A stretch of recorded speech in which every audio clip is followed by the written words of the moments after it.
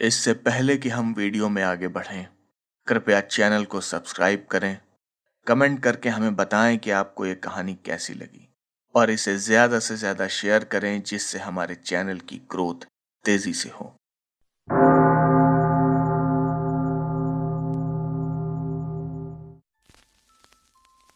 छह सितंबर।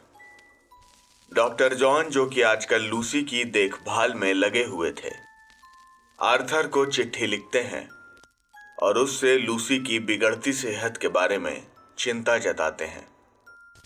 वो लिखते हैं, मीना अभी तक जॉनथन के साथ वापस नहीं आई है और लूसी उसे लेकर थोड़ा चिंता में है। वो उसे बहुत याद करती है।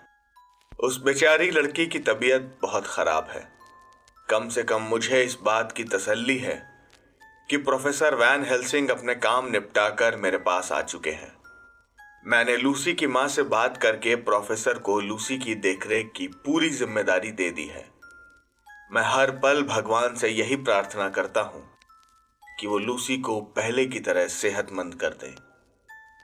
फिलहाल मेरे पास कहने को ज्यादा नहीं है। कोई जरूरी बात होने पर मैं तुम्हें फिर से लिखूंगा। तुम्हारा पक्का दोस्त जॉन। 7 सितंबर को अपनी डायरी में डॉक्टर जॉन लिखते हैं, आज प्रोफेसर वैन हेल्सिंग मुझसे लिवरपूल स्ट्रीट पर मिले और मिलते ही मुझसे पूछा कि क्या मैंने लूसी के बारे में आर्थर को कुछ बताया है और अगर हां तो कितना और क्या बताया है। मैंने कहा कि आपसे बिना मिले मैं कुछ भी कैसे कह सकता था। मैंने उन्हें बता दिया कि मैंने आर्थर को चिट्ठी लिखकर आपके आने की खबर दे दी है। यह सुनकर वैन हेल्सिंग के चेहरे पर एक संतोष का भाव था। उन्होंने कहा, वेल डन जॉन, मुझे खुशी है कि तुमने आर्थर को ज्यादा कुछ नहीं बताया। तुम्हें यह बात ध्यान रखनी चाहिए कि आर्थर जवान है और गुस्से में या फिर प्यार में पड़कर वो कोई गलत कदम भी उठा सकता है। मेरे दिमाग में अभी बहुत कुछ चल रहा है, पर मैं वो सब तुम्हें बाद में बताऊंगा। मैंने वैन हेल्सिंग से कहा कि अभी क्यों नहीं, अगर अभी आप मुझे अपनी ऑब्जर्वेशन बता देंगे तो शायद हम किसी नतीजे पर पहुंच जाएं। वैन हेल्सिंग ने धीरे से मेरा कान खींचा, जैसा कि वो मुझे पढ़ाते वक्त करते थे, और कहा, तुम अब भी उतने ही बेसब्र हो जॉन। हर काम का एक सही वक्त होता है और तुम्हें यह समझना चाहिए कि एक पौधा मिट्टी से तभी बाहर निकलता है जब उस पर पानी और सूरज की रोशनी बिल्कुल सही वक्त पर पड़े। अगर इनमें से एक भी आगे पीछे हुआ तो वो पौधा मर जाएगा। उन्होंने आगे कहा, जॉन, तुम हमेशा से ही एक अच्छे स्टूडेंट रहे हो और मुझे तुम्हें यह याद दिलाने की जरूरत नहीं पड़नी चाहिए कि नॉलेज और मेमोरी में नॉलेज ही ज्यादा जरूरी है। मिस लूसी का केस हमारे लिए बहुत ही अजीब होने वाला है, इसीलिए जरा सब्र रखो और अपने सारे शक और ऑब्जर्वेशंस नोट करते रहो। जब तुम उन्हें एक साथ देखोगे तब तुम्हें पता चलेगा कि इस केस में अब तक कितने उतार चढ़ाव आए हैं।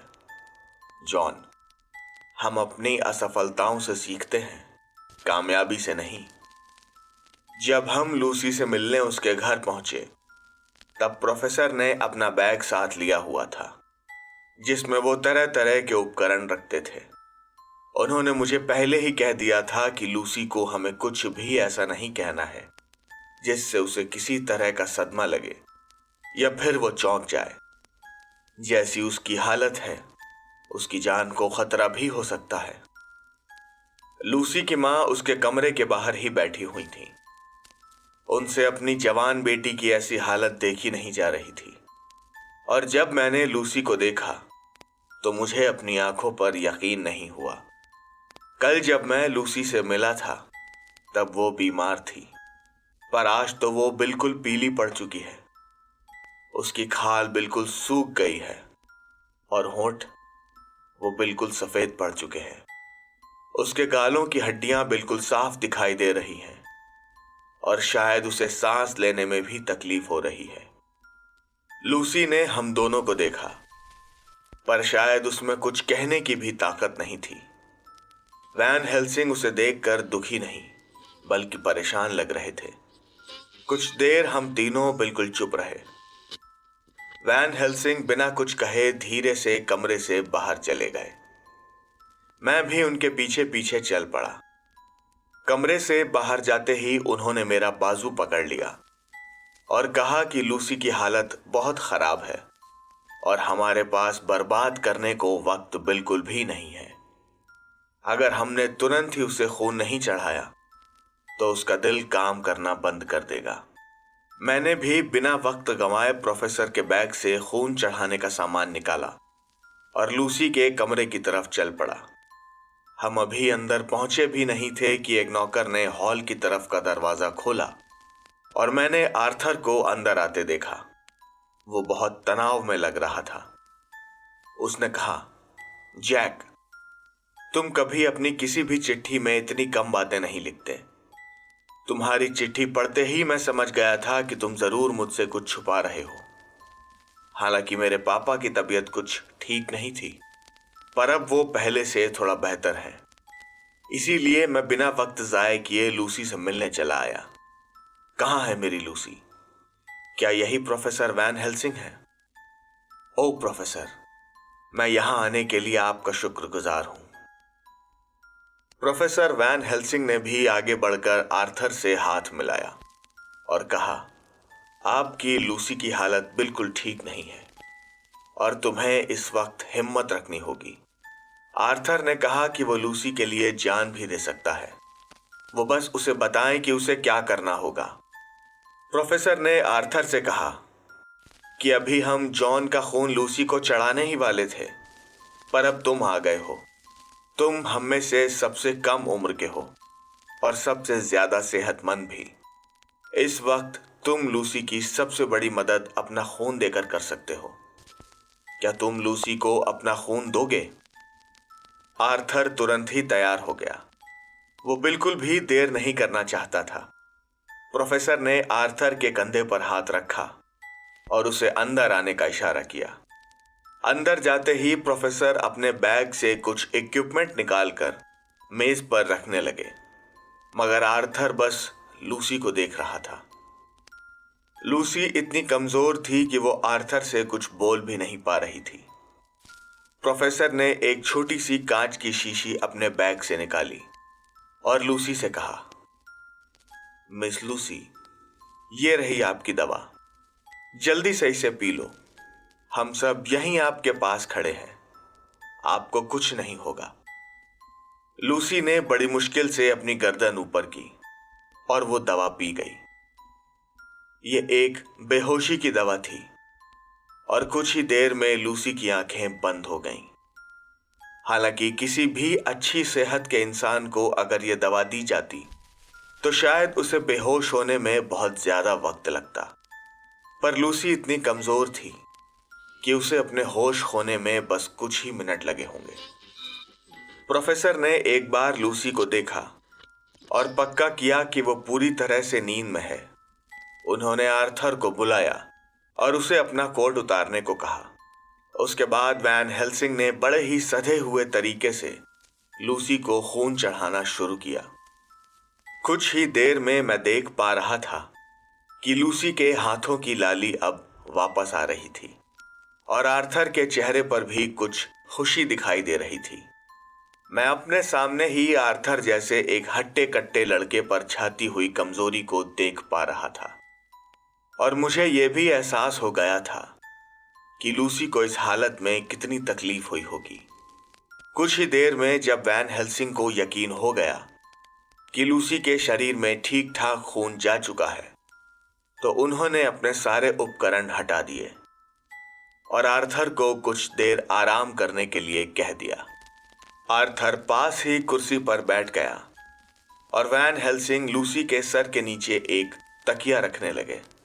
लूसी, जो कि हमेशा ही एक काला रूबी जड़ा हुआ रिबन अपने गले में पहनती थी, वो थोड़ा सा नीचे खिसक गया और हम दोनों को ही उसके गले पर वो 2 छोटे छोटे गहरे निशान दिखाई दिए।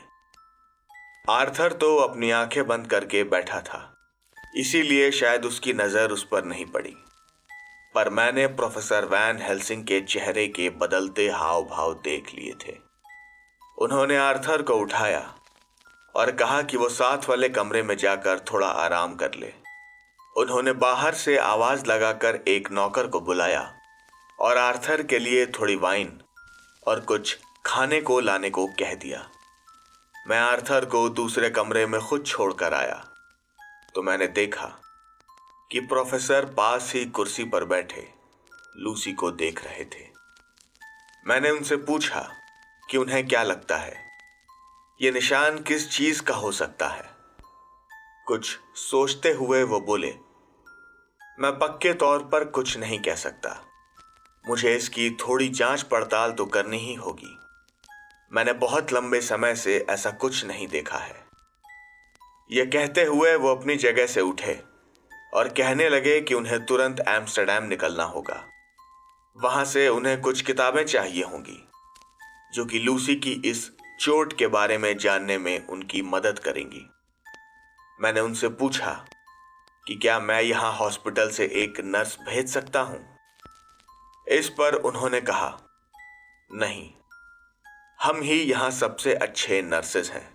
उन्होंने मेरे कंधे पर हाथ रखा और कहा, जॉन, आज तुम यहीं इसी कमरे में रहो लूसी के साथ। जब तक वो सो रही है तुम थोड़ा आराम कर सकते हो, पर रात में तुम्हें इस पर नजर रखनी होगी। चाहे कुछ भी हो जाए, तुम्हें पूरी रात जागना होगा और देखना होगा कि लूसी को किसी तरह की कोई परेशानी ना हो। मैं जितना जल्दी हो सके वापस आने की कोशिश करूंगा और उसके बाद हम आगे की कार्रवाई को अंजाम दे सकते हैं। मैंने उनसे पूछा कि अब और क्या करना है। उन्होंने कहा कि ये सब वो मुझे वापस आकर ही बताएंगे। ये कहकर वो कमरे से तेजी से निकल गए। जाते जाते उन्होंने कहा कि याद रखना जॉन, लूसी की सारी जिम्मेदारी अब तुम्हारी है। अगर उसे कोई भी नुकसान पहुंचा तो इसका सारा दोष तुम्हारे ऊपर ही होगा। कम से कम मैं तो तुम्हें ही इसका दोषी मानूंगा। डॉक्टर जॉन सेवर्ट की डायरी, 8 सितंबर। मैं पूरी रात लूसी के बिस्तर के पास ही बैठा रहा। प्रोफेसर वैन हेल्सिंग की दी हुई बेहोशी की दवा का असर अब भी लूसी पर था और वो सुबह बड़े आराम से उठी।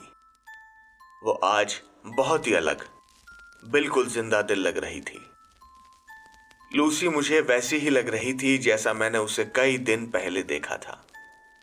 हालांकि लूसी की मां उसे देखकर काफी खुश थी और उन्हें ऐसा लग रहा था कि वो पूरी तरह ठीक हो चुकी है, पर मैं प्रोफेसर की बात को टाल नहीं सकता था। मैंने लूसी की मां को किसी तरह समझाया और कहा कि जब तक प्रोफेसर नहीं आ जाते तब तक मुझे यहीं रहना होगा। लूसी को भी मेरे यहां रुकने से कोई परेशानी नहीं थी। शाम को खाना खाने के बाद जब मैं लूसी के कमरे में बैठा था तो मैंने देखा कि लूसी को नींद आ रही थी, पर वो बार बार उठकर बैठ जाती थी। मैंने उससे पूछा कि तुम सोना नहीं चाहती ना? लूसी ने जवाब दिया कि नहीं, मेरा सोने का मन नहीं है, मुझे सोने से डर लगता है। मैं लूसी की इस बात से चौंक गया। मैंने उससे पूछा कि डर लगने का क्या मतलब है? सोने से भला किसे डर लगता है? लूसी ने कहा कि वो नहीं जानती कि ऐसा क्यों है, पर उसे सोना अच्छा नहीं लगता। मुझे जितनी भी कमजोरी रहती है वो सोने के बाद ही आती है। जब तक मैं सोती नहीं हूं तब तक मैं बिल्कुल ठीक रहती हूं, पर सोते ही न जाने मुझे क्या हो जाता है। मैंने लूसी से कहा कि उसे बिल्कुल भी चिंता नहीं करनी चाहिए। मैं यहां उसके पास ही बैठा हूं, मेरे रहते उसे कोई परेशानी नहीं होगी। मैंने उससे कहा कि वो आराम से सो जाए अगर मुझे लगा कि उसे बुरे सपने आ रहे हैं तो मैं तुरंत ही उसे जगा दूंगा। लूसी ने मासूमियत से पूछा कि क्या तुम सच में ऐसा करोगे? मैंने हाँ में जवाब दिया। लूसी ने इसके बाद मुझसे कोई सवाल नहीं किया और आज की रात लूसी बड़ी ही शांति से सोती रही। ना तो मुझे उसे देखकर ऐसा लगा कि उसे बुरे सपने आ रहे हैं और ना ही उसकी नींद खुली। सुबह सुबह उसकी मेड वहां आई और मैंने उन दोनों को कुछ देर के लिए अकेला छोड़ दिया। मैंने वैन हेल्सिंग और आर्थर दोनों को ही एक एक तार भेजकर बता दिया कि लूसी बिल्कुल ठीक है और उसकी सेहत में सुधार हो रहा है। मैं आज दिन में कुछ देर के लिए अपने हॉस्पिटल चला गया था, ये देखने कि मेरे लाइफ ईटर पेशेंट रेनफील्ड का क्या हाल है। वहां से भी खबर अच्छी ही थी, क्योंकि रेनफील्ड ने कुछ भी ऐसा नहीं किया था जिससे मैं या फिर हॉस्पिटल का स्टाफ परेशान होते। मेरे पास रात में एक टेलीग्राम वैन हेल्सिंग की तरफ से भी आया। इसमें उन्होंने लिखा था कि वो आज रात हिलिंगम के लिए निकल रहे हैं और सुबह तक वो मेरे पास पहुंच जाएंगे। उन्होंने मुझे भी सुबह जल्दी मिलने के लिए कहा था। 9 सितंबर। आज लूसी की तबीयत काफी अच्छी मालूम हो रही थी। वो जब सोकर उठी थी तो काफी खुश थी। अगर सिर्फ हमारी सेहत ही अच्छी रहे तो हमारा मन भी कितना खुश रहता है। मैं ये चमक लूसी की आंखों में देख पा रहा था, पर मेरी हालत ऐसी नहीं थी। मैं पिछली 2 रातों से सोया नहीं था और काफी ज्यादा थका हुआ महसूस कर रहा था। लूसी ने मुझसे कहा कि आज तुम बिल्कुल भी नहीं जागोगे और अगर तुम सोने नहीं गए तो मैं भी तुम्हारे साथ जागती रहूंगी। शाम को मैंने और लूसी ने साथ ही डिनर किया और लूसी मुझे एक कमरे में ले गई जहां चिमनी में आग जल रही थी। डिनर के बाद मुझे बहुत नींद आ रही थी। लूसी ने मुझसे कहा कि मैं यहां सोफे पर सो जाऊं। उसने कहा कि उसके कमरे का दरवाजा खुला है और मैं जब चाहे अपनी ड्यूटी पर वापस आ सकता हूं। मैंने लूसी से कह दिया कि अगर उसे जरा भी डर लगे या फिर उसकी तबीयत बिगड़े तो वो मुझे आवाज लगाकर बुला ले। मैं सोफे पर लेटा और जैसी मेरी हालत थी मुझे लेटते ही नींद आ गई। 10 सितंबर। 10 सितंबर की सुबह मेरी नींद प्रोफेसर वैन हेल्सिंग के मेरे सर पर हाथ रखने से खुली। मेरी आंखें खुलते ही उन्होंने मुझसे पूछा कि हमारी पेशेंट के क्या हाल है। मैंने जल्दबाजी में जवाब दिया कि जब वो मुझे यहां छोड़कर गई थी तब वो बिल्कुल ठीक थी। प्रोफेसर ने कहा कि चलो हम उससे मिलकर आते हैं। कमरे में जाते ही मैंने देखा कि लूसी के बिस्तर के पर्दे गिरे हुए थे, यानी वो अभी भी सो रही थी। प्रोफेसर शायद उसे जगाना नहीं चाहते थे और इसीलिए उन्होंने बड़े धीरे से एक तरफ का पर्दा ऊपर किया। मैं उनके बगल में ही खड़ा था, इसीलिए मुझे ठीक से कुछ नहीं दिखा, पर अंदर झांकते ही जैसे उन्हें एक झटका सा लगा। वो उछलकर पीछे हटे और उनके मुंह से निकल गया, गॉड डैम इट। मैंने तुरंत ही वो पर्दा हटा दिया और लूसी को देखते ही मैं भी चौंक गया। वो बिल्कुल सफेद पड़ी हुई थी। उसके शरीर से जैसे खून बिल्कुल खत्म हो चुका था। उसके होंठ सफेद हो गए थे और मसूड़े सूख कर दांतों से चिपक चुके थे। ऐसी हालत जिंदा इंसानों की तो नहीं होती। मैंने इस तरह का जिस्म सिर्फ मुर्दों का ही देखा था। वैन हेल्सिंग पैर पटकते हुए बाहर भागे और आवाज लगाकर किसी से ब्रांडी लाने को कहा। मैं समझ गया कि वो ऐसा क्यों कह रहे थे। एक नौकर भागकर ब्रांडी लेकर आया, जिसे हम दोनों लूसी के हाथ पैरों पर जल्दी जल्दी रगड़ने लगे। हमारे लाख जतन करने पर भी लूसी हिल नहीं रही थी। प्रोफेसर ने लूसी के सीने पर हाथ रखा और कहा, शायद हमें बहुत देर हो चुकी है। लूसी का दिल धड़क तो रहा है, पर बहुत धीरे। उन्होंने कहा कि हमारे पास वक्त नहीं है और आर्थर आज यहाँ नहीं है। क्या तुम अभी अपना खून दे सकते हो? मैंने बिना देर किए अपना कोट उतारा और अपने शर्ट की आस्तीन ऊपर की। प्रोफेसर भी जल्दी जल्दी खून चढ़ाने का सामान अपने बैग से निकाल रहे थे।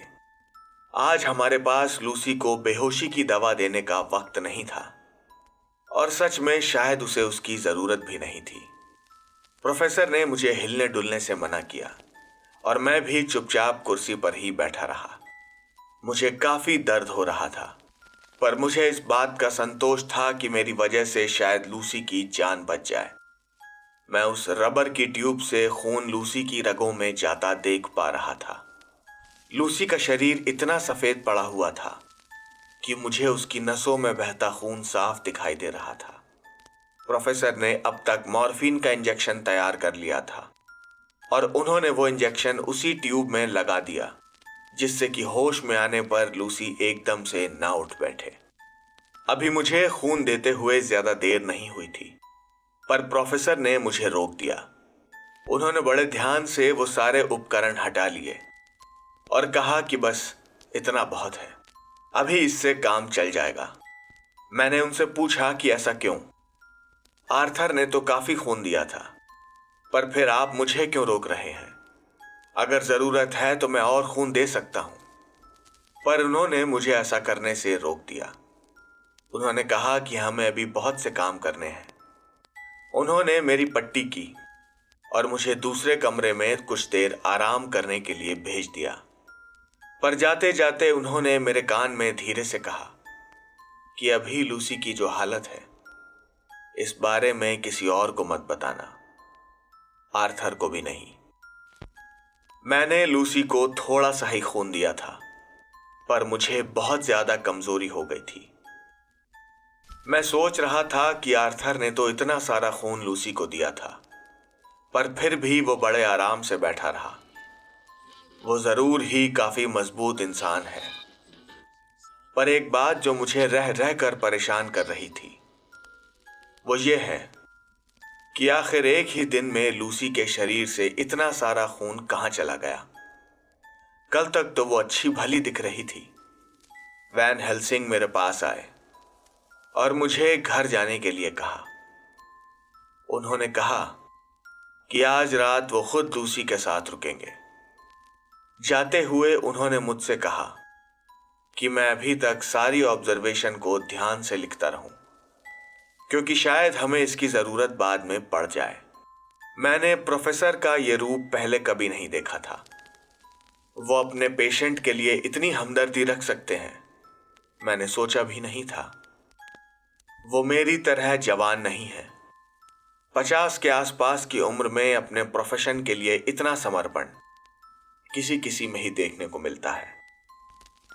11 सितंबर शाम को मैं अपने घर से वापस आकर लूसी के घर के लिए निकल गया।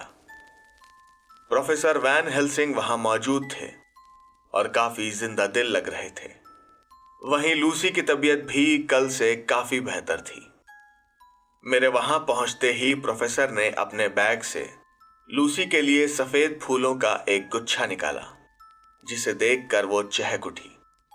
उन्होंने वो फूल लूसी को देते हुए कहा कि ये तुम्हारी दवाएं हैं। लूसी का मुंह बन गया, पर प्रोफेसर ने कहा कि तुम्हें ये फूल अपनी खिड़की के पास रखने हैं।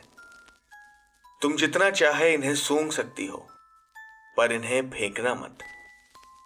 लूसी ने जल्दी से वो फूल अपनी खिड़की के पास रखे एक पॉट में लगा दिए।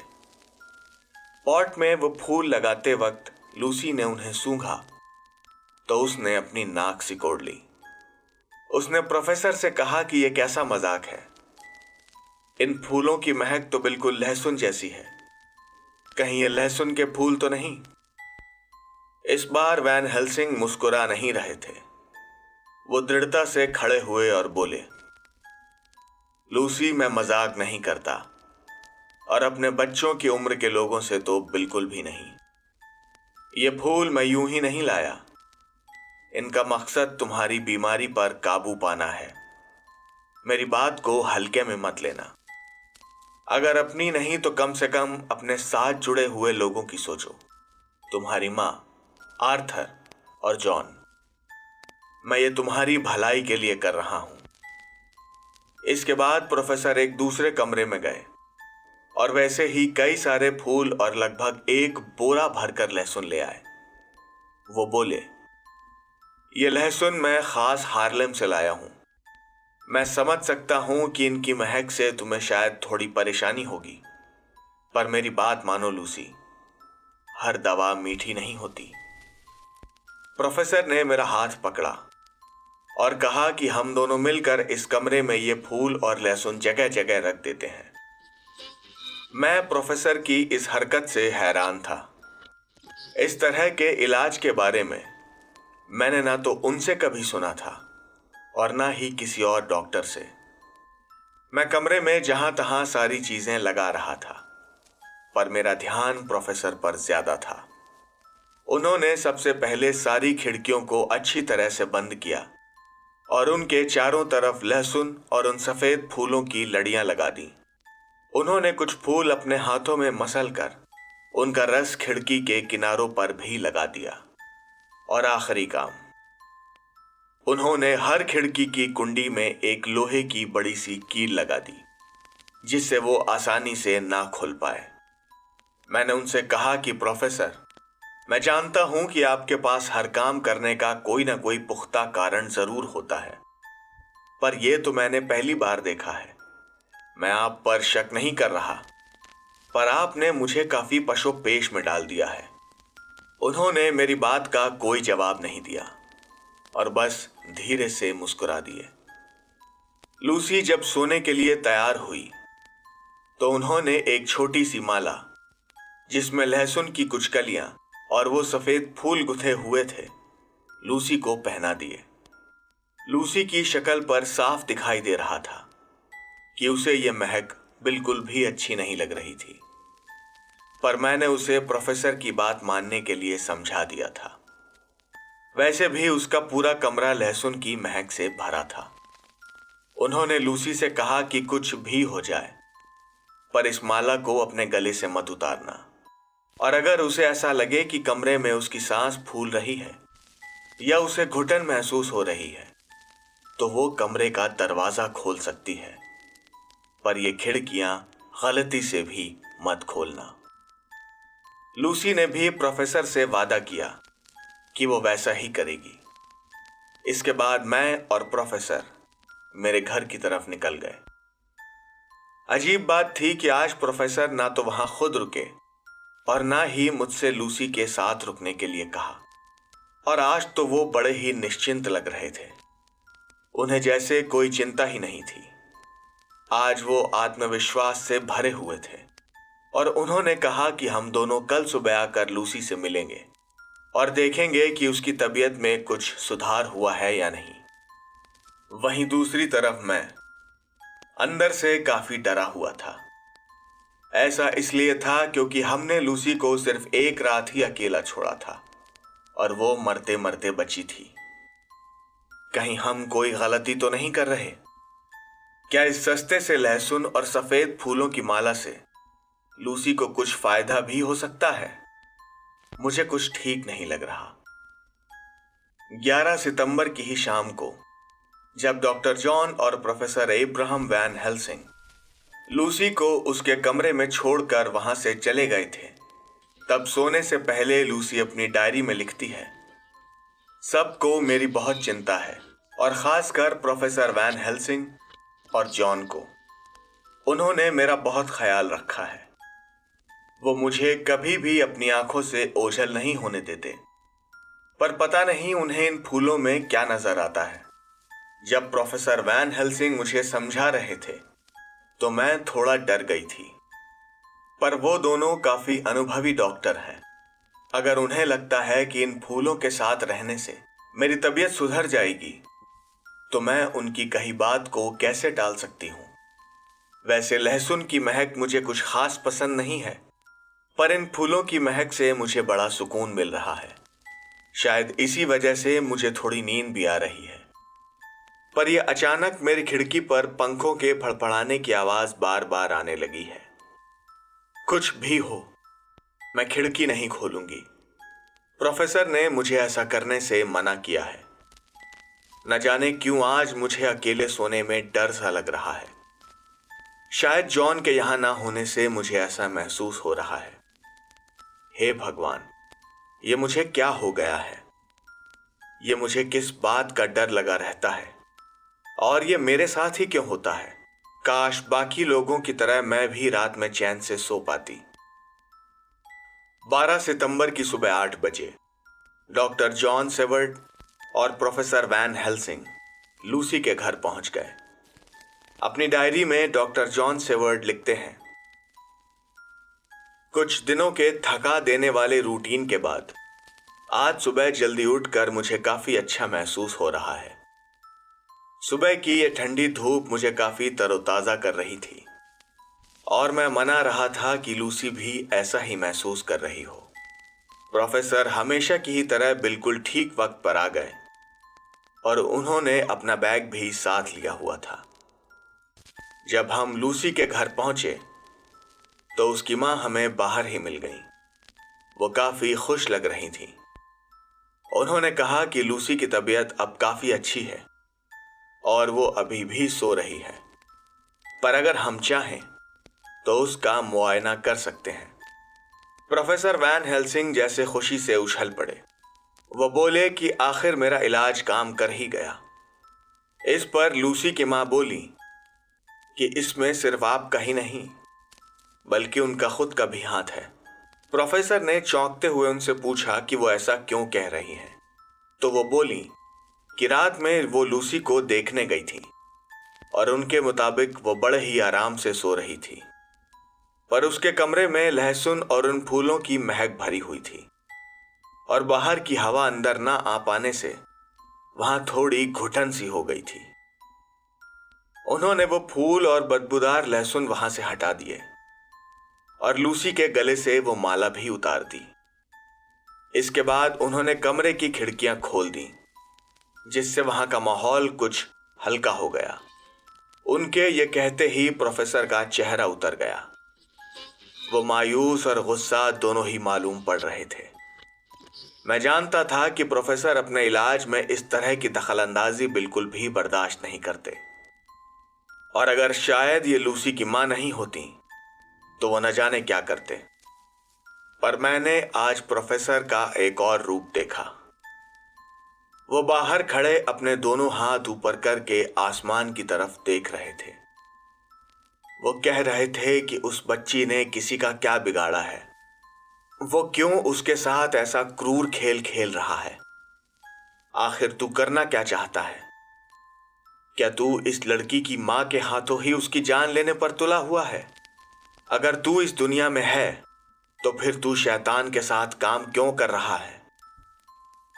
ये कहते हुए उनकी आंखों से आंसू छलक गए, पर उन्होंने खुद पर काबू पाया और मजबूती से मेरा हाथ पकड़ा। वो मुझे खींचते हुए अंदर लेकर गए। वो बड़बड़ा रहे थे कि चाहे अब भगवान हमारे बीच आए या शैतान खुद, हमें लूसी को बचाना ही होगा। जो भी लूसी की जान लेना चाहता है, मैं उससे लड़ूंगा, हर कीमत पर लड़ूंगा। मुझे कुछ समझ नहीं आ रहा था कि वो क्या कह रहे थे, वो किससे लड़ने की बात कर रहे थे। पर अंदर पहुंचते ही हम दोनों ने लूसी को देखा और फिर से वही सफेद पड़ी हुई बेजान लूसी बिस्तर पर लेटी थी। मैं लूसी को खून देने के लिए अपना कोट उतारने लगा तो उन्होंने मुझे रोक दिया।